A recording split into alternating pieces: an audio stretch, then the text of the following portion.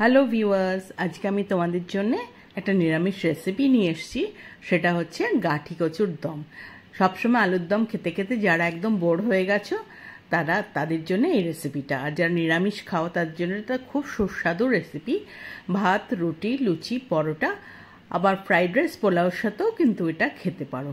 এটা করতে বেশি কিছু লাগে না, খুব অল্প সময় তৈরি হয়ে যায়, আর বেশি হাঙ্গামাও নেই এটা করার, খুব ইজিলি তৈরি হয়ে যায়। তাহলে চলো, এটা যেমন দেখতে সুন্দর হয় খেতেও সুন্দর হয়। তাহলে চলো শুরু করি এই রান্নাটা। তার জন্য প্রথমেই আমি গাঠি কচু নিয়েছি, আর আমি আলু নিয়েছি, সবগুলো সমানভাবে ওরকম ডুমো ডুমো করে কেটে নিয়েছি। নিয়ে এইবার আমি এগুলোকে একটু সেদ্ধ করে নেব। আমি প্রেসারে দিয়ে দিলাম আলু আর গাঠি কচু একসাথে দিয়ে, এর মধ্যে আমি একটু জল দেব, এই হাফ কাপ মতো, আর আমি হাফ চামচ নুন দিলাম।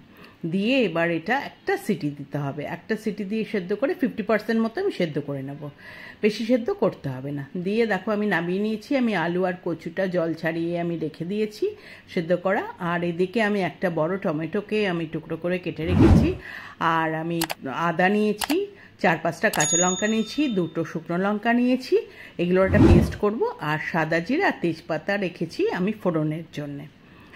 প্রথমেই আমি পেস্টটা তৈরি করে নেব। তার জন্য আমি দেখো টমেটোগুলো দিয়ে দিলাম, আদা, কাঁচা লঙ্কা, শুকনো লঙ্কা সব দিয়ে দিলাম।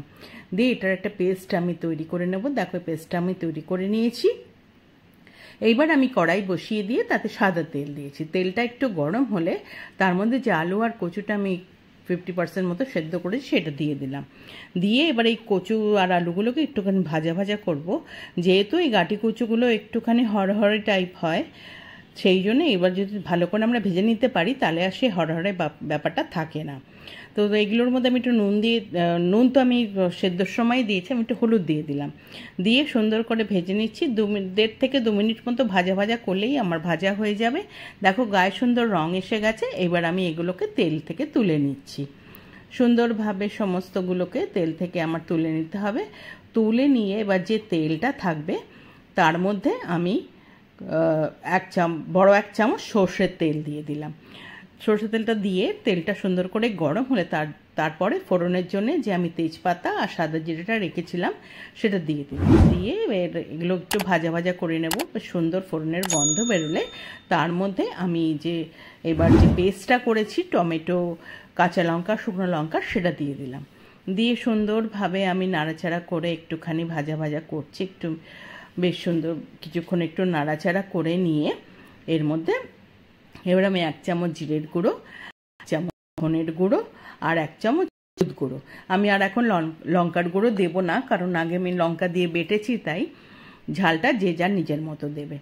আর একটু জল দিয়ে দিলাম। দিয়ে সুন্দরভাবে সমস্ত কিছু জলটা দিয়ে মিশিয়ে নিলাম। আমি সব মশলাগুলো একসাথে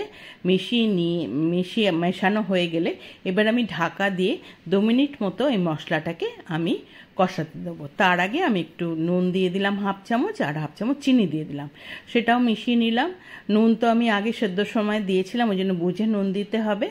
তাহলে এইবার সমস্ত কিছু নুন চিনিটা মিশিয়ে নিয়ে এইবার আমি ঢাকা দিয়ে দিচ্ছি। দিয়ে আমি 2 মিনিট রাখবো।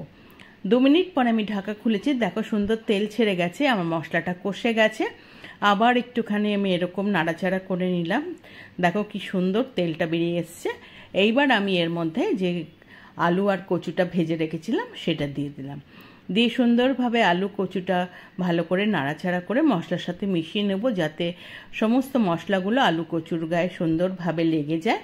সুন্দরভাবে এবার এইভাবে নাড়াচাড়া করে কিছুক্ষণ মিশিয়ে নেওয়ার পরে আমি এর মধ্যে একটা আবার ঢাকা দিয়ে এটাকে আমি 2 মিনিট আবার রাখবো। 2 মিনিট এটাও কষানো হয়ে গেছে। মশলা আমার খুব সুন্দরভাবে পুরো মশলা কষে গেছে। একটু নাড়িচাড়ি নিচে যাতে তলায় লেগে না যায়, নাড়াচাড়া করে নিয়ে এইবার আমি এতে বড় 1 কাপ জল দিয়ে দিলাম, যাতে কচু আলু যেটুকু বাকি আছে সেদ্ধ হওয়া সেটুকু হয়ে যাবে, আর মশলাগুলো ওর মধ্যে ঢুকে যাবে। আমি ভালো করে জলের মধ্যে এগুলো সব মিশিয়ে দিচ্ছি। মিশিয়ে দিয়ে এবার আমি ঢাকা দিয়ে দেবো। আবার ঢাকা দিয়ে আমি 5 থেকে 6 মিনিট এটা গ্যাস সিম করে আমি হতে দেব। 6 মিনিট পরে ঢাকা খুলেছি। আমার মোটামুটি সেদ্ধও হয়ে গেছে দেখেই মনে হচ্ছে। তবু আমি একটা কচু তুলে দেখে নেব যে আমার এটা সেদ্ধ হয়েছে কিনা। দেখো আমি তোমাদের দেখিয়ে দিচ্ছি কচুটা, দেখো এই দেখো চামচ দিয়ে আমি দেখাচ্ছি কি সুন্দর কচুটা নরম হয়ে গেছে, তার মানে আমার রান্নাটা হয়ে গেছে। এইবার আমি ওপর থেকে 1 চামচ গরম মশলার গুঁড়ো আর 1 চামচ ঘি দিয়ে দিলাম। ঘি গরম মশলা দেওয়ার পরে ঘি গরম মশলাটাও সুন্দরভাবে মিশিয়ে নিচ্ছি, ভালো করে নাড়াচাড়া করে। সমস্ত কিছু মশলা মিশে গেলেই কিন্তু আমার এই রান্নাটা মোটামুটি হয়ে গেছে। এইবার আমি সমস্ত কিছু মিশিয়ে নিয়ে গ্যাস বন্ধ করে দিলাম, দিয়ে ঢাকা দিয়ে 5 মিনিট স্ট্যান্ডিং টাইমে রেখে দেবো। 5 মিনিট পরে যখন ঢাকা খুলেছি, আমার এই গাটি কচুর দম একদম রেডি টু সার্ভ।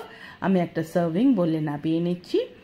ভাত সঙ্গে তো এটা ভালোই লাগে, রুটি, লুচি, পরোটা, ফ্রাইড রাইস, পোলাওর সাথেও তোমরা একবার এটা করে খেয়ে দেখো, খুব ভালো লাগে। যারা এখন এটা রান্নাটা এইভাবে করনি, একবার এইভাবে করে খেয়ে দেখো, আশা করি তোমাদের ভালো লাগবে। আর এই রান্নাটা তোমাদের আশা করি যদি ভালো লেগে থাকে তাহলে এটা লাইক করো, কমেন্ট করো, শেয়ার করো। যারা এখনও আমার চ্যানেলটা সাবস্ক্রাইব করোনি, প্লিজ সাবস্ক্রাইব করে দিও। পাশে থাকা বেল আইকনটা প্রেস করবে, তাহলে আমার তৈরি সমস্ত রান্নার নোটিফিকেশন তোমাদের কাছে পৌঁছে যাবে। আবার নতুন রান্না নিয়ে তোমাদের কাছে আসবো। আজকে তাহলে চলি, তোমরা ভালো থেকো, টাটা।